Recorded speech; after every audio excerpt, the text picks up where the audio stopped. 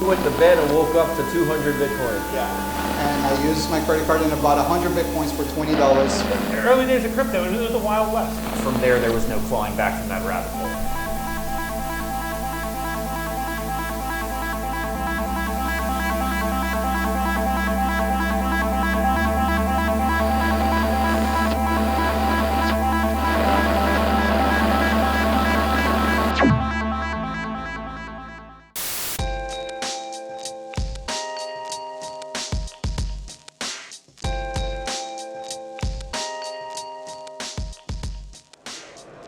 All right, guys, we're here at Mining Disrupt 2023.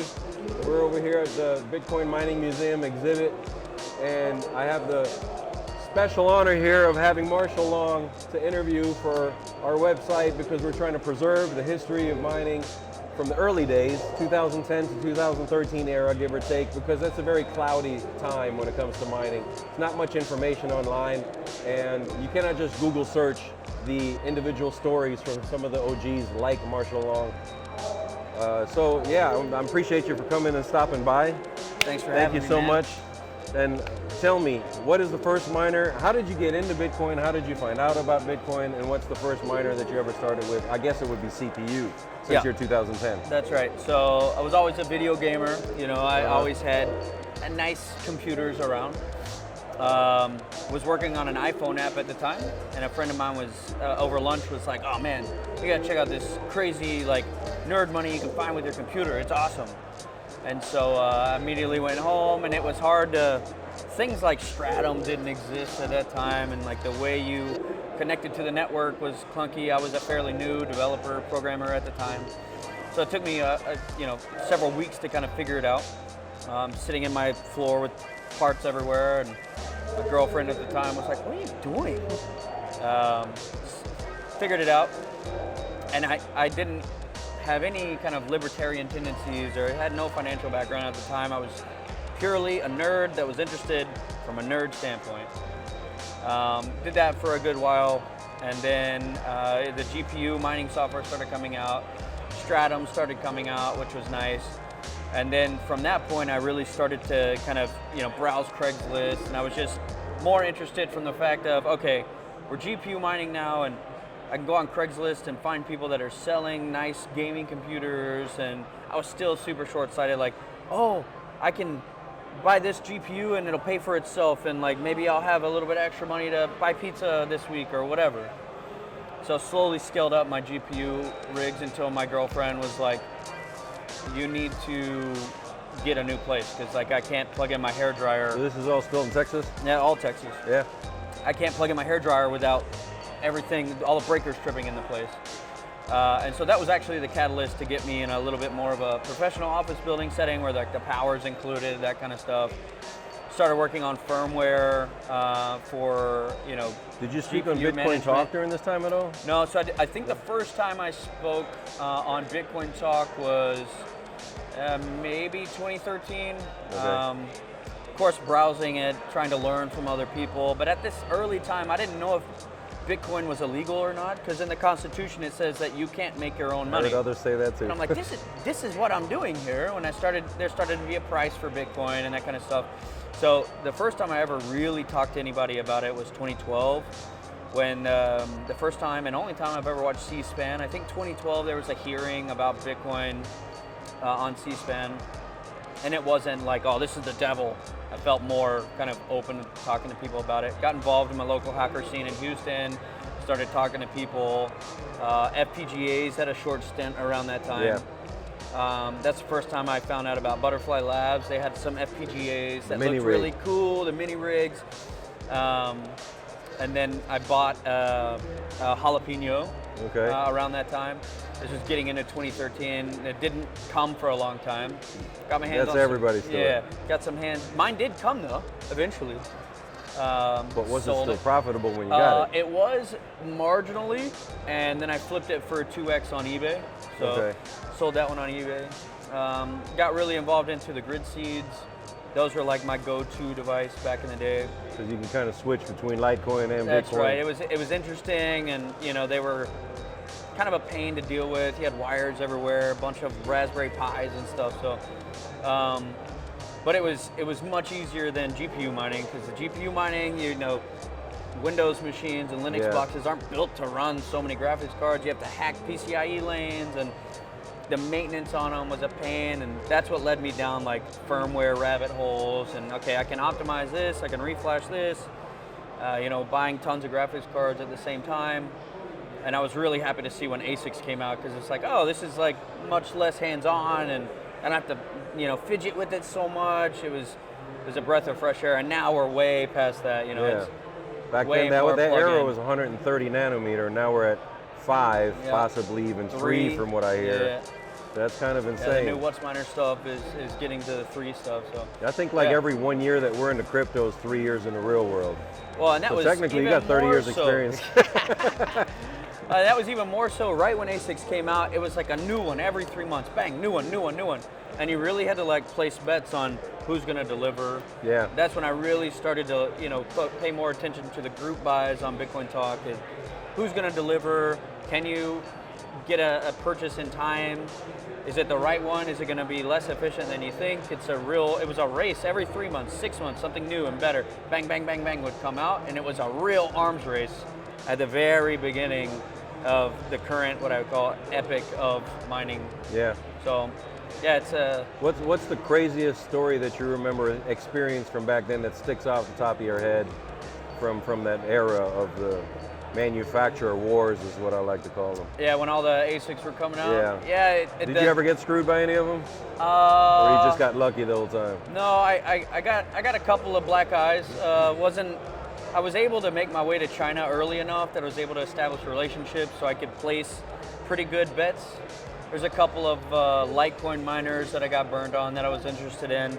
But yeah, I think the most interesting part about that is all the different design choices were wildly different. I mean, you could see all the form factors here from early days, wildly different.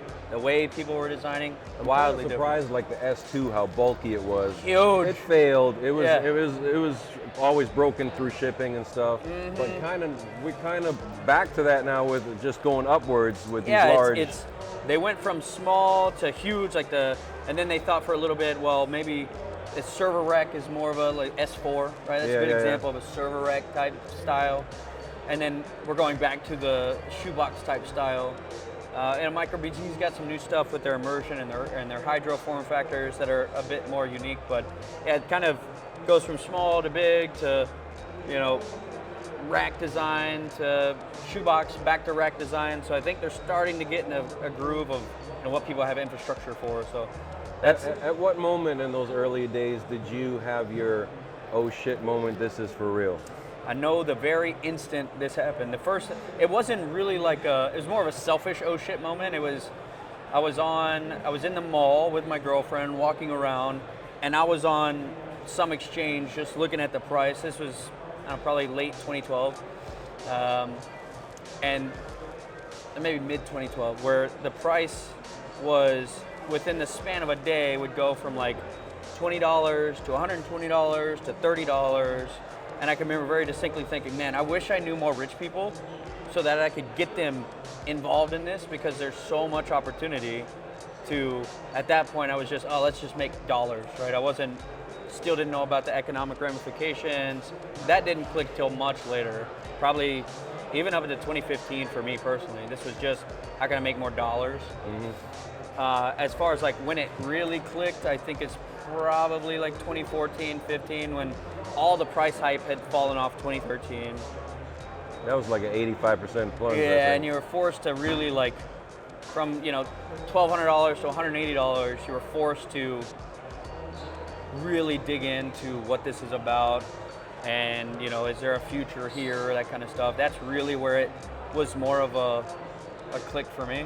But as far as me wanting to be in Bitcoin full time, that was probably a little bit early, 2012, 2013. But technically, the fundamentals never changed, no matter what the crash happened. And that's the best part. For me, I'm a weird guy, right? Like, I don't get along with everybody at first glance, but the best part about mining is there are no customers, right?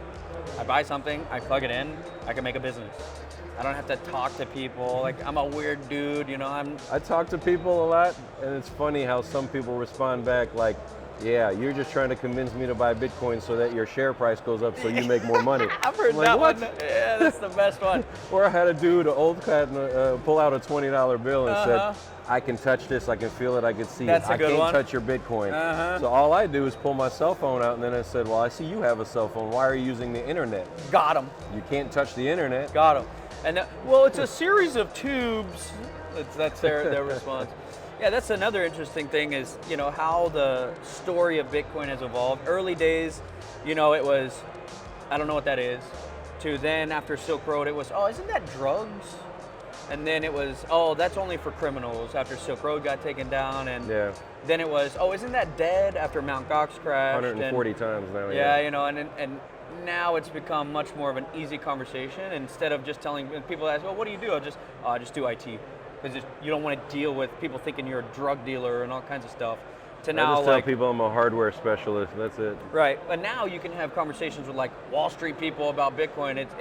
That's probably the most wild thing to me is seeing how Bitcoin has gone from nothing to, you can literally go, and I've had conversations with big time people in the traditional finance world that it's a conversation. It's not like, oh, just get out of my office, you're a scammer or whatever. Right. That's probably the biggest thing for me is to see this whole thing kind of evolve into, like, this is a real thing, you know? That's the most exciting thing for So me. you've been a developer basically this whole time, and you have, I guess, now 13 years in the space. From the 130 nanometer to now 5 or 3 nanometer, do you feel that we're getting close to a plateau when it comes to the nanometer going down? I think the rate of iteration has definitely slowed down, but the rate of innovation has not. So I used to design chips too. Like in the old days, I've had my hands in a couple of Litecoin chips, and I'm not taking credit for anything. I've tinkered with a few chips in my day, but the state of design art now is mind-blowingly clever and complicated. That's the biggest thing. Beyond just the nanometer scale, Bitcoin chips on their surface are not incredibly complicated.